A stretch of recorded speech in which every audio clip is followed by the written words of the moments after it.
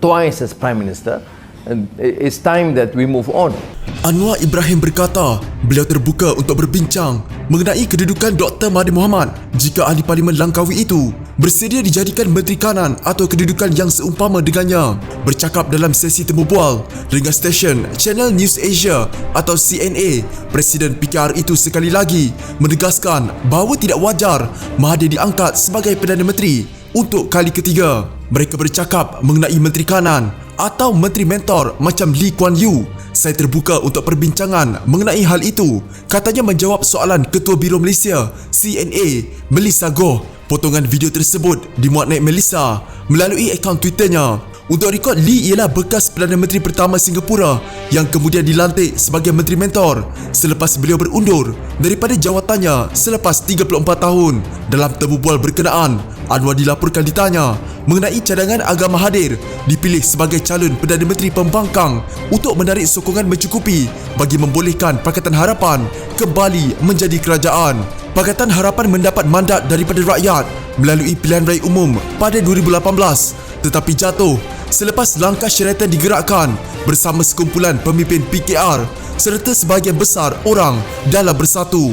Dalam PRU ke-14 lalu, Barisan Nasional dan PAS gagal mendapat mandat rakyat untuk menjadi kerajaan. Namun, melalui kerjasama mereka dengan bekas pemimpin PKR dan Bersatu, kedua-dua pihak berkenaan kemudian menguasai Putrajaya dan sebahagian besar negeri di negara ini. Semasa menyampaikan ucapan sebagai Perdana Menteri, Muhyiddin Yassin pernah mengakui Perikatan Nasional yang ada sekarang bukanlah kerajaan yang dipilih pengundi, namun menegaskan ia merupakan pentadbir yang mengambil berat hal-hal rakyat. Ketika ini, sebahagian parti pembangkang menyarankan Mahathir dilantik sebagai calon Perdana Menteri dan Anwar menjadi timbalannya.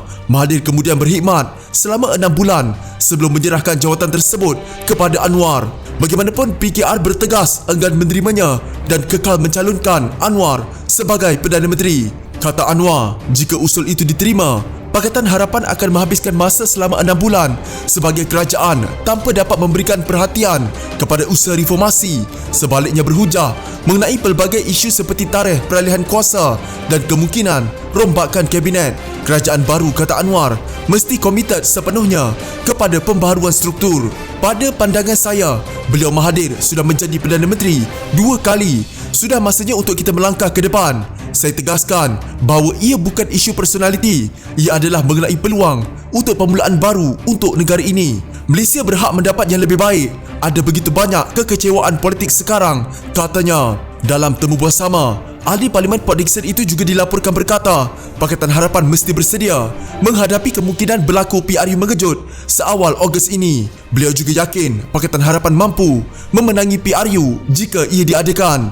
Kita mesti sentiasa dalam sistem demokrasi mempercayai kebijakan rakyat, katanya. Terbaru, Dr. Mahathir Mohamad menolak cadangan Anwar Ibrahim untuk beliau memegang jawatan Menteri Kanan atau Menteri Mentor jika Pakatan Harapan berjaya merampas semula Putrajaya kerana berdasarkan pengalamannya, tiada orang akan mendengar nasihatnya. Tidak, saya tidak akan terimanya, katanya dalam wawancara dengan akhbar berbahasa Cina Xinqiu Daily. Apabila saya menasihat Perdana Menteri Abdullah Badawi, Najib Razak atau Muhyiddin Yassin, mereka tidak pernah dengar nasihat saya. Mahathir berkata, Perdana Menteri perlu menguruskan segala-galanya dan meninggalkan warisan politik sendiri. Seorang Perdana Menteri tidak patut kata, saya dapat legasi saya dari Tun, katanya. Jika anda mempunyai gejala seperti demam, batuk dan sesak nafas, jangan berlengah untuk terus ke klinik atau hospital bagi menjalani ujian saringan. Bersama kita tangani wabak COVID-19.